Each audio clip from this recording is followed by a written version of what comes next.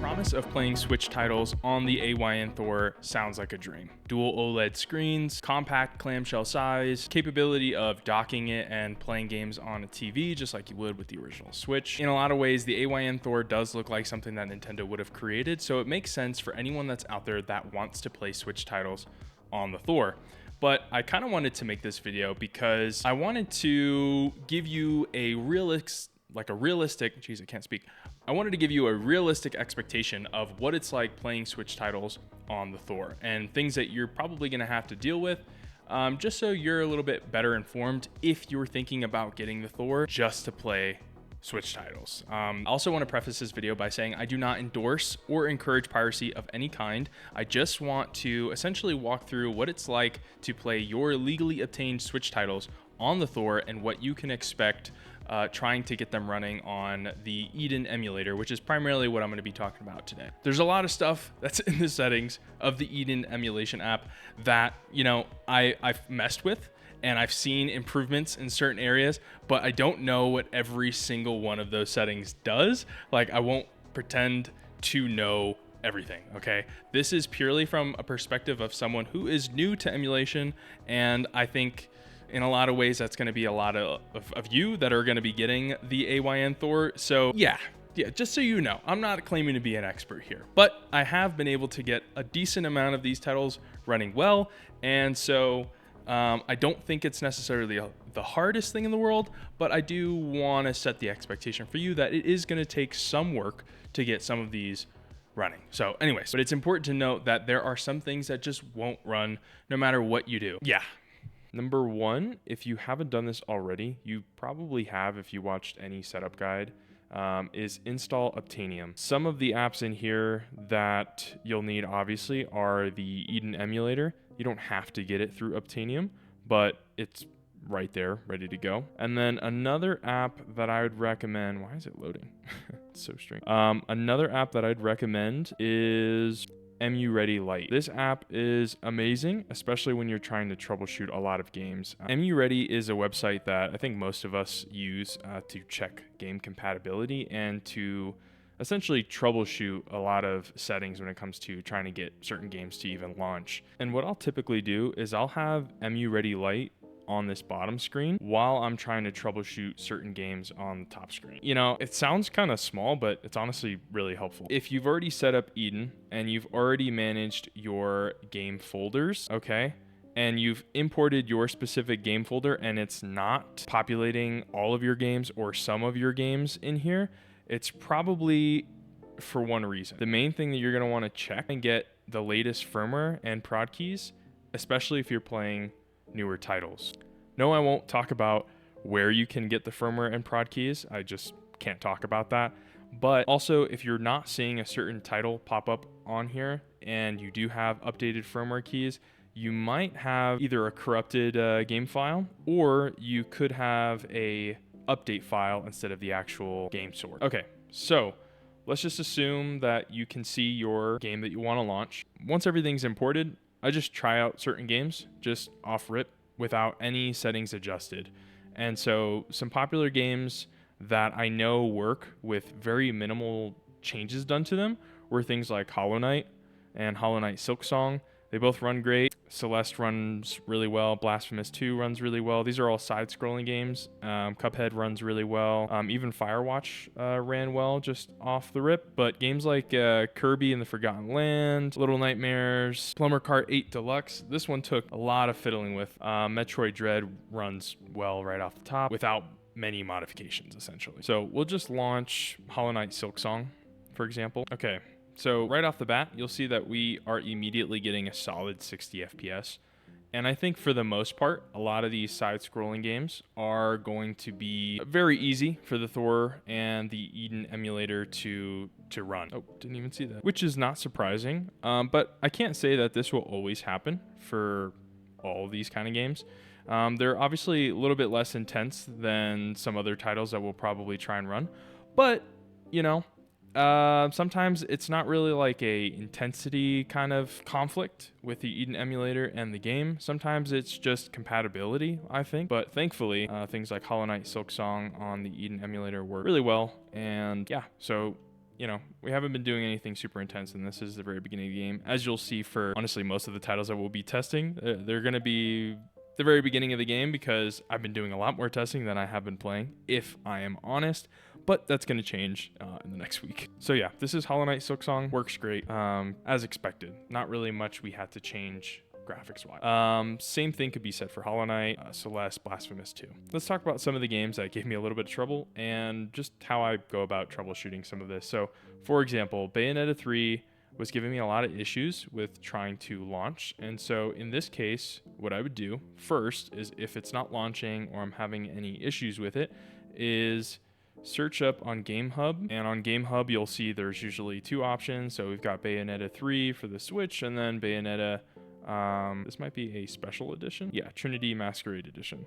So it shows different editions of games. We just have the base game. So we'll just launch that. And then you can look at the reports and see what handheld someone's using to try and run the game, what emulator they're using to run the game. And then if you click on their specific setup, it will give you all of the settings that they put. There's also ratings on each one of them that show whether or not the game runs great, playable, loadable, perfect, or unplayable, I think is one of them. Poor. Okay, so it wouldn't say unplayable, it's just gonna say poor. So we're using the AYN Thor Pro 12 gig model, and so I'm gonna try and see if there's something on this list that's similar, if not the same as what I have. The closest thing that I could get to is the AYN Odin 2 Max, and they are using the Eden emulator. And so you'll just click on that, you'll run through their settings, copy pretty much everything that they've done, and then apply it to your settings. So what I'll do is just leave the settings up on this bottom screen here, press and hold on the title, and then you'll go into the per game settings, and then you can start adjusting. If you want to adjust something first, you actually can adjust the GPU driver first. So here it shows that they're using Kimchi Turnip 25.3.0 revision 6 or Turnip V25.3.0. I'm not using that and I still got great results. So just because that's what someone else is using, you don't necessarily have to use that exactly. But if you're having troubles, it's a good place to start. So choose the driver, and then once you've done that, you can kind of go into your settings and then copy each one of the settings that you're seeing here. And even after copying these settings, the game was still giving me issues. And what I realized is that this title has a update, version 1.2.0, and that update was giving me a lot of issues. And so I disabled it here because that was already in the game file itself, and that made the game much more playable. Let's check it out. In some of these harder to run titles, you're just, to a certain extent, gonna have to accept that not everything's gonna be perfect. You're gonna have shader pop in for some games, no matter how much settings you tweak. That's just the name of the game for emulation in general. And that's also kind of why I wanna kind of show this, is because I think there might be some people that will think that this just runs perfectly. Man, I am not really trying well here, but we're getting like 30, 35 frames. Whenever like I'm playing for the first time, there's gonna be a bunch of shaders that are compiling.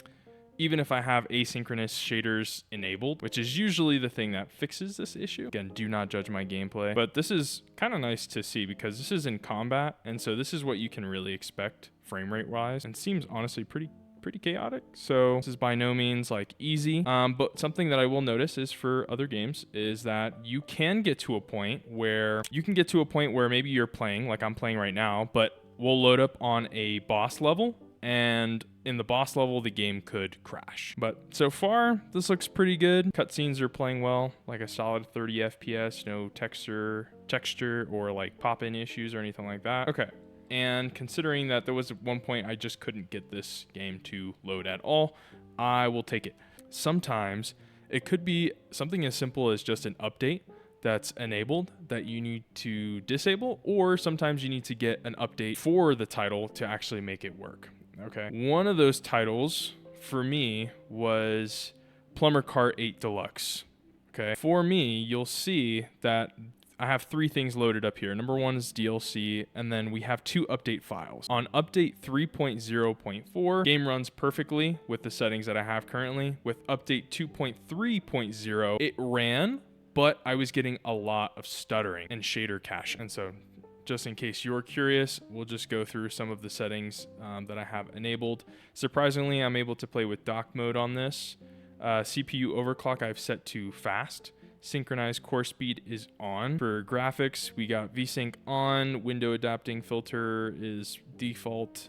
Pretty much everything is default up until VRAM usage mode is set to aggressive. Disk shader cache is enabled. Enable legacy rescale pass, that's on by default. But here is one of those games that because shaders were compiling while you're racing, it's not ideal. And so I enable use asynchronous shaders.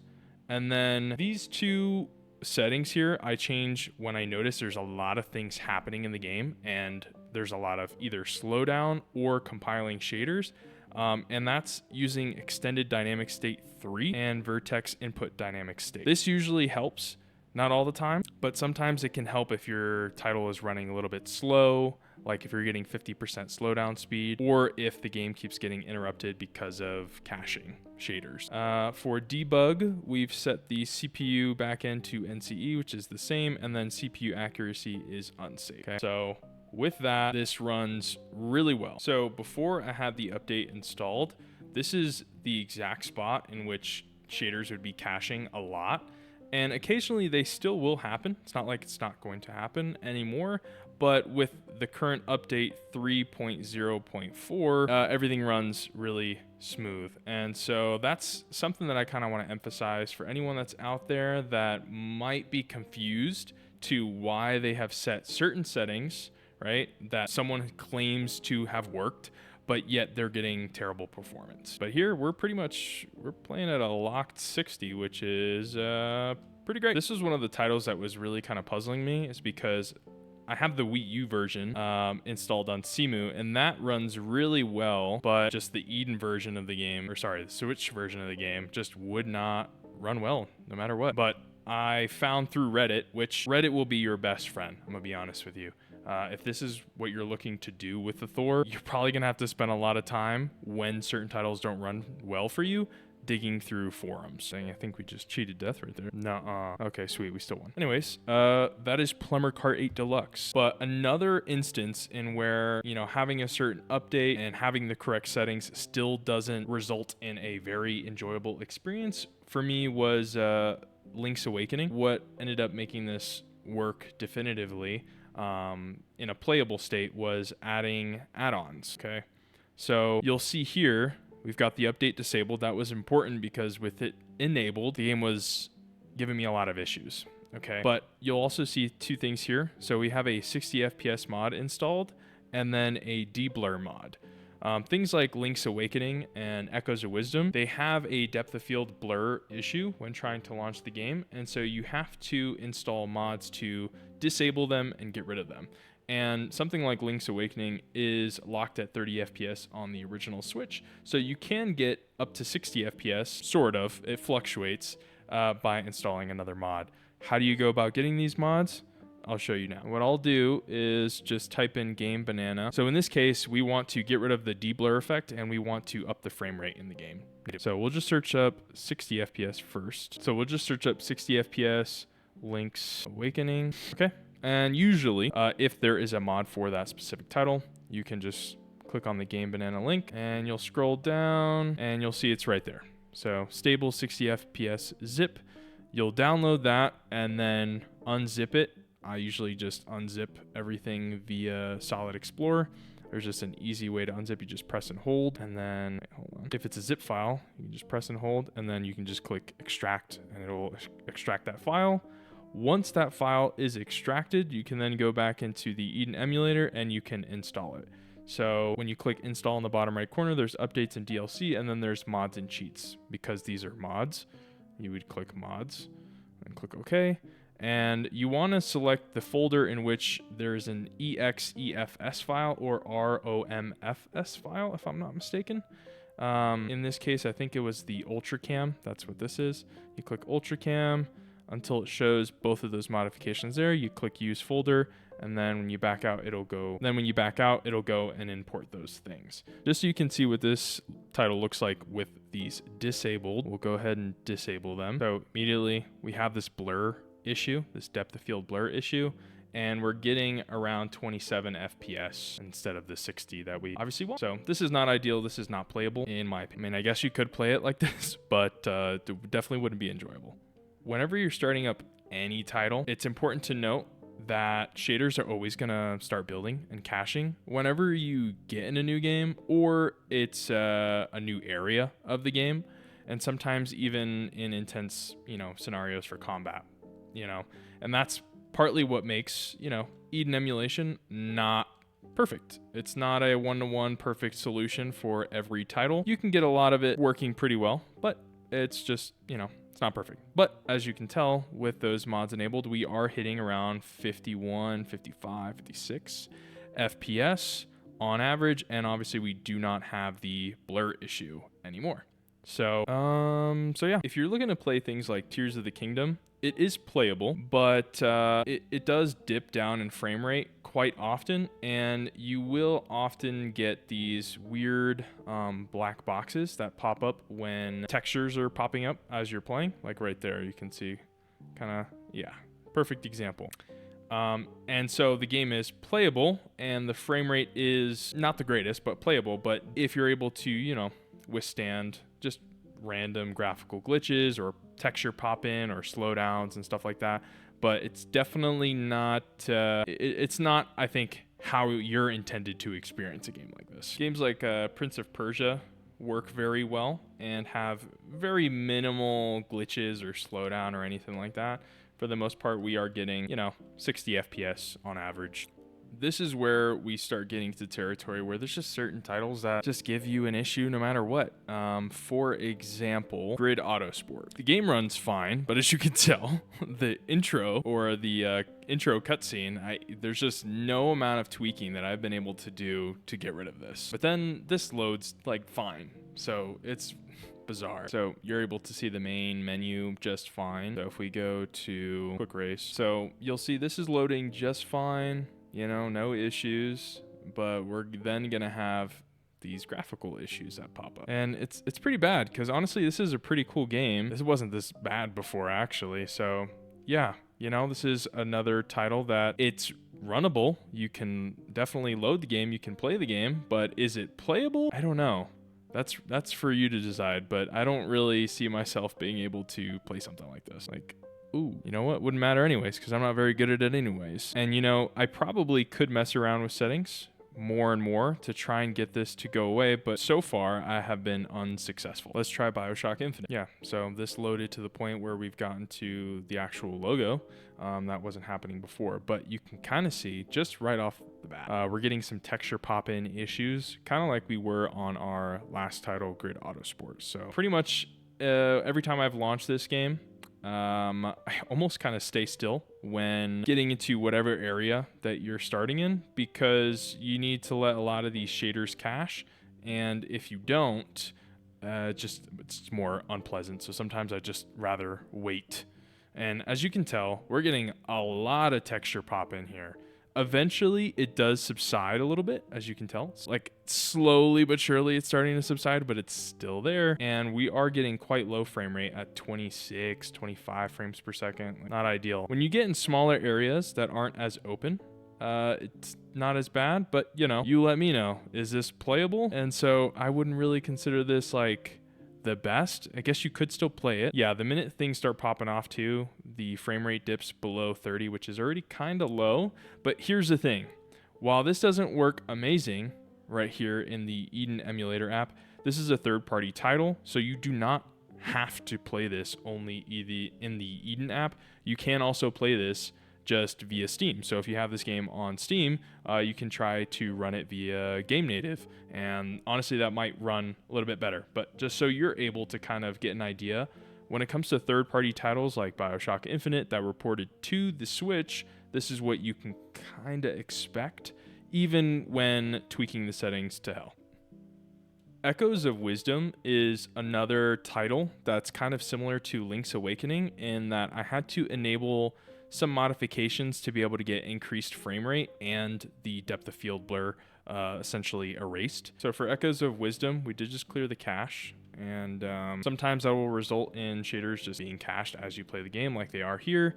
If the shaders are already cached previously the last time you played, sometimes this is less of an issue, but every time you clear them, they essentially have to rebuild again. So you know, expect a little bit of slowdown. But when the shaders are done caching, you can see we are getting 60 FPS. There's no depth of field blur issues or anything like that. So yeah, this runs pretty good. Yeah, guys, this is less of a tutorial, more just for anyone that's out there who wants to see what it would really be like trying to play their Switch games on the Thor. And this is what you'll be dealing with primarily.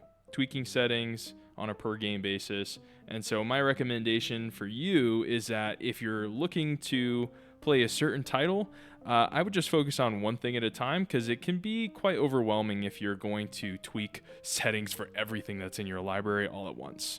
I did, because I was really trying to see if I could get a lot of these to run, but now I've gotten to the point where I don't really want to tweak anymore. I just want to play. And yeah, so overall the experience is impressive, but not effortless and not perfect.